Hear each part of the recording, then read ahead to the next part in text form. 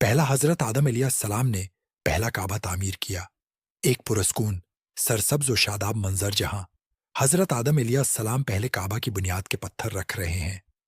آسمان روشن ہے اور فرشتے اوپر سے دیکھ رہے ہیں۔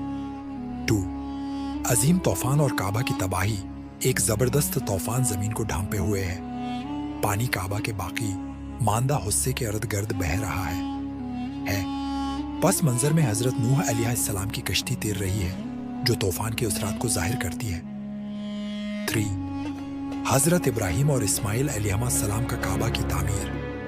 9 حضرت ابراہیم علیہ السلام اور ان کے بیٹے حضرت اسماعیل علیہ السلام بڑے پتھر احتیاط سے رکھ کر کعبہ کو دوبارہ تعمیر کر رہے ہیں، اٹھا رہے ہیں، جبکہ حضرت ابراہیم علیہ السلام دعا کے لیے ہاتھ بلند کیے ہوئے ہیں۔ 4 کعبہ کی تکمیل اور برکتوں کے لیے دعا۔ کعبہ مکمل ہو چکا ہے اور سورج کی روشنی ہمیں چمک رہا ہے۔ حضرت ابراہیم علیہ السلام ہاتھ پھیلائے اس کی پاکیزگی کے لیے دعا کر رہے ہیں، جبکہ حضرت اسماعیل علیہ السلام عقیدت سے دیکھ رہے ہیں۔ 5 ابتدائی عبادت اور پہلا طواف۔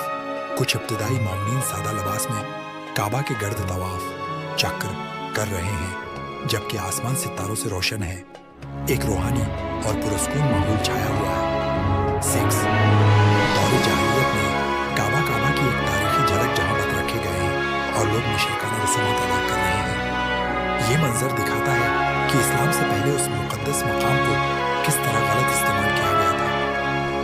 7 حضرت محمد صلی اللہ علیہ وسلم کا کعبہ کو پاک کرنا۔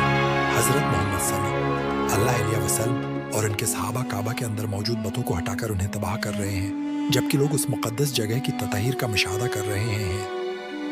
8 جدید دور میں کعبہ اور لاکھوں زائرین ایک خوبصورت اور روشن منظر، جہاں لاکھوں مسلمان مختلف پس منظر سے آ کر حج اور عمرہ ادا کر رہے ہیں، جو آج کے دور میں کعبہ کی اہمیت کو ظاہر کرتا ہے۔